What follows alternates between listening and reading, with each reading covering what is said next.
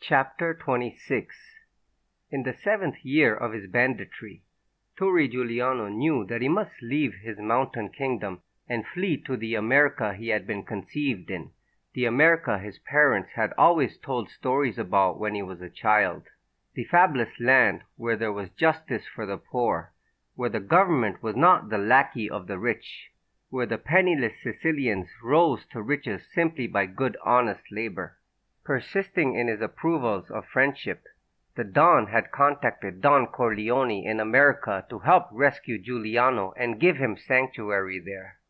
Turri Giuliano understood quite well that Don Croce was also serving his own purposes. But Giuliano knew he had very few options. The power of his band was gone.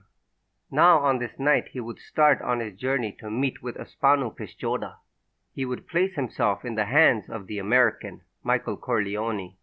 He would leave these mountains now, these mountains that had given him sanctuary for 7 years. He would leave his kingdom, his power, his family, and all his comrades. His armies had melted away. His mountains were being overrun. His protectors, the people of Sicily, were being crushed by Colonel Luca's special force. If he remained, he would win some victories, but his final defeat would be certain. For now, he had no choice. Turri Giuliano strapped on his lupara, took up his machine pistol, and started on the long journey toward Palermo. He was wearing a white sleeveless shirt, but over this was a leather jacket with large pockets that held clips of ammunition for his weapons. He paced himself. His watch said 9 o'clock, and there was still traces of daylight in the sky despite the timid light of the moon. There was the danger of roving patrols of the special force to repress banditry, yet Giuliano walked without fear. Over the years he had earned a certain invisibility. All the people in this countryside threw their cloaks about him. If there were patrols, they would inform him. If he was in danger, they would protect him and hide him in their houses. If he were attacked, the shepherds and the farmers would reassemble under their solitary banner. He had been their champion. They would never betray him now. In the mountains that followed his marriage, there were pitched battles between Colonel Luca's special force and segments of Giuliano's band. Colonel Luca had already taken credit for the killing of Passatempo, and the newspapers reported in huge headlines that one of Giuliano's most feared chiefs had been killed in a fierce gun battle with the heroic soldiers of the special force to repress banditry. Colonel Luca, of course, had suppressed the note left on the body, but Don Croce learned of it from Inspector Velardi. He knew then that Giuliano was fully aware of the treachery that had been done at the Portella della Ginestra. Colonel Luca's 5,000-man army exerted an intense pressure on Giuliano. He could no longer dare to enter Palermo to buy supplies or sneak into Montelepre to visit his mother and Justina. Many of his men were being betrayed and killed. Some were emigrating on their own to Algeria or Tunisia. Others were disappearing into hiding places that cut them off from the activities of the band.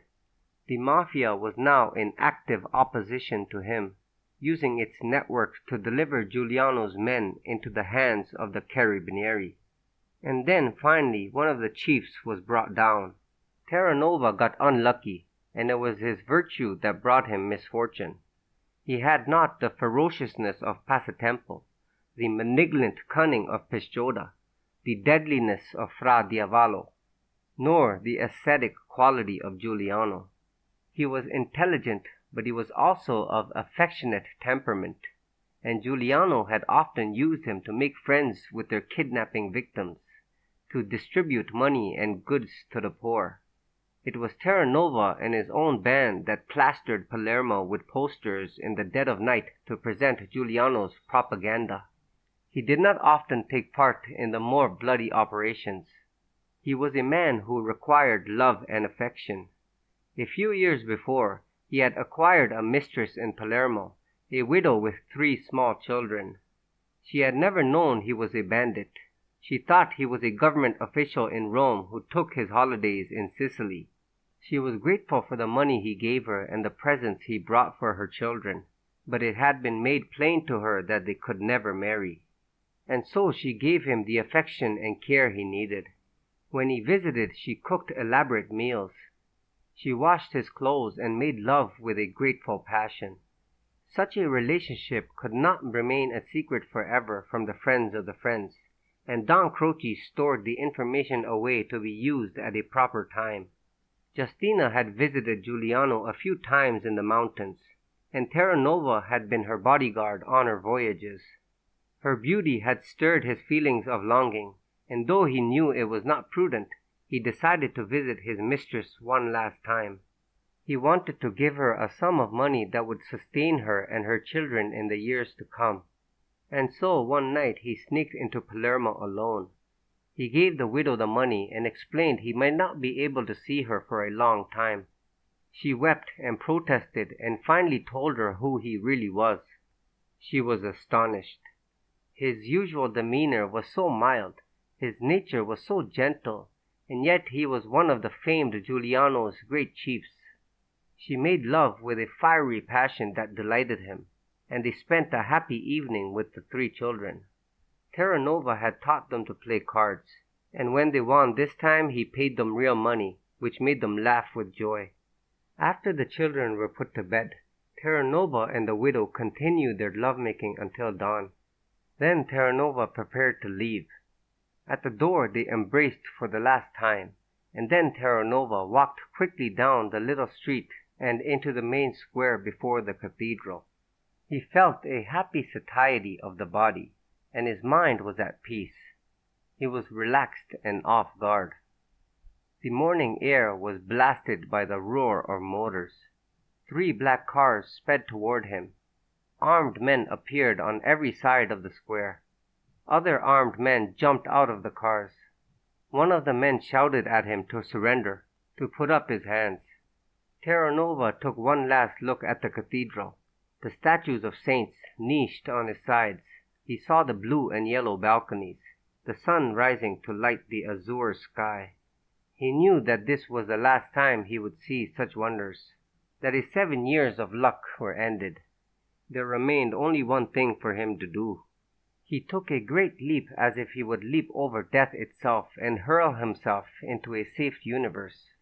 As his body flew to one side and hit the ground, he drew his pistol and fired. One soldier reeled back and went down to one knee. Terranova tried to pull the trigger again, but by that time 100 bullets converged on his body, blowing it to pieces, blowing the flesh off his bones. In one way he had been lucky. It had all happened so quickly that he did not have time to wonder if his mistress had betrayed him. Terranova's death brought a sense of doom to Giuliano. He had known that the reign of the band was finished, that they could no longer counter-attack successfully, that they could no longer hide in the mountains. But he had always thought that he and his chiefs would make an escape, that they would not go down to death. Now he knew there was very little time left. There was one thing he had always wanted to do, so he summoned Corporal Canio Silvestro. "Our time is over," he said to Silvestro.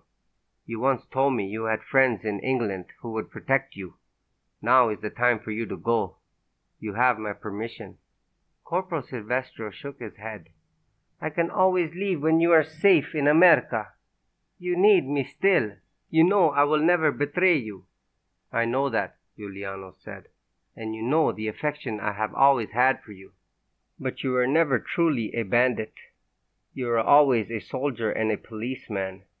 Your heart was always a lawful one. And so you can make a life for yourself when all this is over. The rest of us will find it difficult. We will be bandits forever." Silvestro said, "I never thought of you as a bandit." "Nor did I," Giuliano said. "And yet, what have I done these 7 years? I thought I was fighting for justice. I tried to help the poor. I hoped to free Sicily. I wanted to be a good man. But it was the wrong time and the wrong way. For now we must do what we can to save our lives. And so you must go to England. It will make me happy to know that you are safe." Then he embraced Silvestro. "You have been my true friend," he said, "and those are my orders." At dusk, Torre Giuliano left his cave and moved on to the Cappuccini monastery just outside Palermo, where he would await word from Aspano Pisciotta. One of the monks there was a secret member of his band, and he was in charge of the catacombs of the monastery. In the catacombs were hundreds of mummified bodies. For hundreds of years before World War I, it had been the custom of the rich and noble families to pin to the walls of the monastery the costumes in which they wished to be buried. When they died, after their funerals, their bodies were delivered to the monastery. There the monks were masters of the art of preserving bodies. They exposed the corpses to slow heat for 6 months, then dried the soft parts of the bodies. In the drying process, the skin shriveled. The features contorted into all the grimaces of death, some of horror, some of risibility, all terrible to the viewer. Then the bodies were dressed into the costumes that had been left for them and placed in glass coffins. These coffins were placed in niches in the wall or strung from the ceiling by glass wires. Some of the bodies were seated on chairs, some stood against the wall. Some were propped into glass boxes like costume dolls. Giuliano lay down on a dank stone of the catacombs and used the coffin as his pillow. He studied all these Sicilians dead for hundreds of years. There was a knight of the royal court in a blue silk ruffled uniform, a helmet on his head, a sword cane in his hand, a courtier, foppish in the French style, with white wig and high-heeled boots. There was a cardinal in his red robes, an archbishop in his mitre. There were court beauties whose golden gowns looked now like spiderwebs, strangling the mummified shrunken bodies as if they were flies. There was a young maid in white gloves and white frilly nightdress enclosed in a glass box. Giuliano slept badly the 2 nights he spent there. As who would not, he thought. These were the great men and women of Sicily for the 3 or 4 last centuries, and they thought they could escape the worms in this fashion. The pride and vanity of the rich, the darlings of fate. Much better to die in the road like Lavanera's husband. But what really kept Giuliano awake was a nagging worry. How had Don Croce escaped the attack on his life earlier that week? Giuliano knew that the operation had been perfectly planned. He had brooded on how to do it ever since he had learned the truth about the massacre at the Portella della Ginestra. The Don was so well guarded that a chink had to be found in his defenses. Giuliano had decided his best chance was when the Don felt secure in the heavily guarded Hotel Umberto of Palermo. The band had a spy in the hotel, one of the waiters. He gave the Don's schedule, the deployment of the guards. With this intelligence, Giuliano was sure his attack would succeed. He had mustered 30 men to rendezvous with him in Palermo. He had known of Michael Corleone's visit and lunch with the Don, and so he waited until late afternoon when the report reached him that Michael had left. Then 20 of his men had mounted a frontal assault on the hotel to draw guards off from the garden. A few moments later he and his remaining 10 men had planted an explosive charge against the garden wall and blown a hole in it. Giuliano led the charge through the hole. There were only 5 guards left in the garden. Giuliano shot one and the other 4 fled. Giuliano rushed into the Don's suite, but it was empty, and it had struck him as strange that it was unguarded. Meanwhile, the other detachment of his band had forced their way through the defense barrier and joined up with him. They had searched the rooms and corridors along the way and found nothing. The Don's huge bulk made it impossible for him to move quickly, so only one conclusion could be drawn. The Don had departed from the hotel shortly after Michael left, and now it had occurred to Giuliano for the first time that Don Croce had been warned about the attack. It was too bad, Giuliano thought. It would have been a glorious last stroke, besides removing his most dangerous enemy. What ballads would have been sung if he had found Don Croce in that sunlit garden? But there would be another day. He would not stay forever in America. On the 3rd morning, the Cappuccini monk, his body and face almost as shrunken as the mummies in his charge, brought a message from Pisciotta. It read, "In the house of Charlemagne." Giuliano understood it immediately. Su Peppino, the master carder of Castelvetrano, who had helped Giuliano in the hijacking of Don Croce's trucks and had been a secret ally of his band ever since, had 3 carts and 6 donkeys. All 3 of his carts had been painted with the legends of the great emperor, and as boys, Turi and Spanu had called his home the House of Charlemagne. The time of the meeting had already been set. That night, his final night in Sicily, Giuliano made his way to Castelvetrano. Outside of Palermo, he picked up some shepherds who were secret members of his band and used them as an armed escort. They made their way to Castelvetrano with such ease that a suspicion flickered in Giuliano's mind. The town looked too open. He dismissed his bodyguards, who slipped away into the night. Then he made his way to a little stone house outside of Castelvetrano, whose courtyard held 3 painted carts, now all bearing the legends from his own life. This was the house of Zu Peppino. Zu Peppino did not seem surprised to see him. He put down the brush with which he had been painting the slat of his own carts. Then he locked the door and said to Giuliano, "We have trouble. You attract the carabinieri like a dead mule attracts flies." Giuliano felt a little shock of adrenaline. "Are they Luca's special force?" he asked. "Yes," Zu Peppino said. "They are tucked out of sight, not in the streets patrolling. I spotted some of their vehicles on the road when I came back from work, and some carters tell me they saw other vehicles. We thought they were setting up traps for members of your band, but we never suspected it might be you. You never get this far south, so far away from your mountains."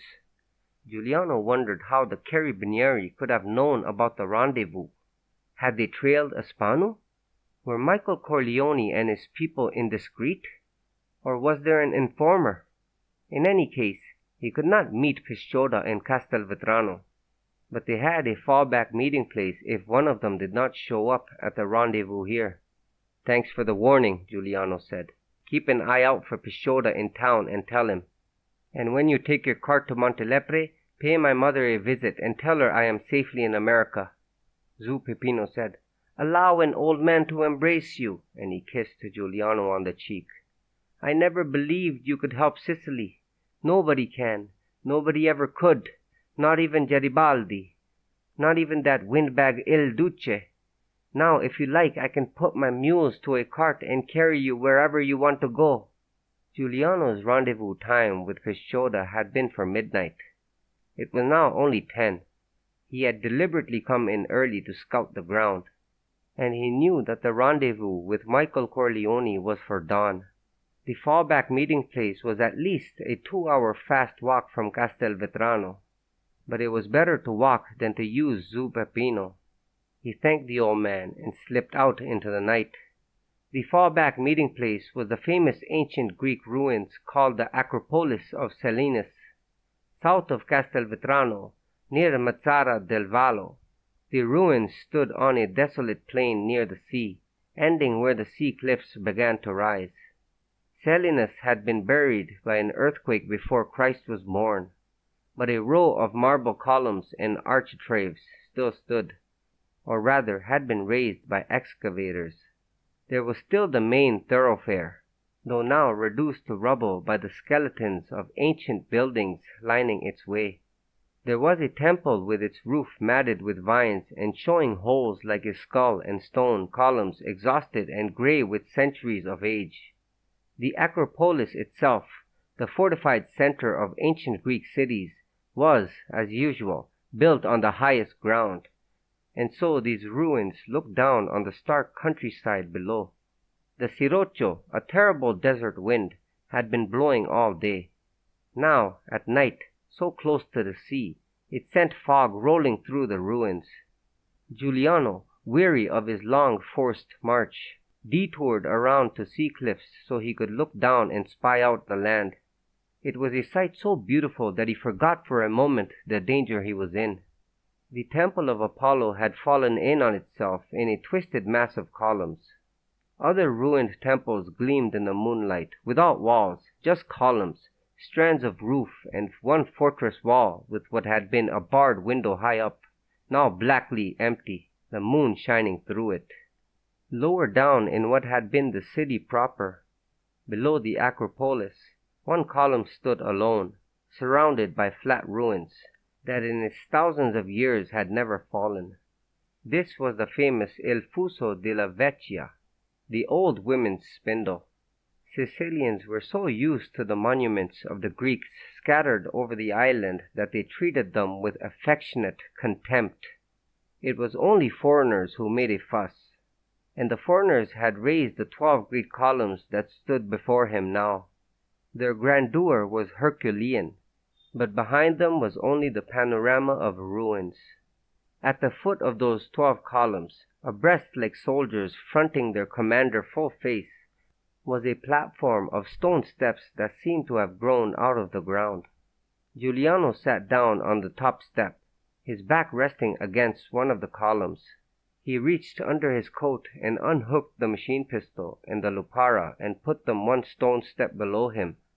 Fog swirled the ruins, but he knew he would hear anyone who approached over the rubble and that he could easily see any enemies before they could see him. He leaned back against one of the columns, glad to be resting, his body sagging with fatigue. The July moon seemed to pass over the gray-white columns and rest against the cliffs that led to the sea. And across the sea was America. And in America was Justina and their child to be born. Soon he would be safe, and the last 7 years of his banditry would be a dream. For a moment he wondered what kind of life that would be, if he could ever be happy not living in Sicily. He smiled. One day he would come back and surprise them all. He sighed with fatigue and unlaced his boots and slipped his feet out of them. He took off his socks and his feet welcomed the touch of cold stone. He reached into his pocket and took out the 2 prickly pears, and their sweet night-cold juice refreshed him. With one hand on the machine pistol resting beside him, he waited for Aspano Pisciotta.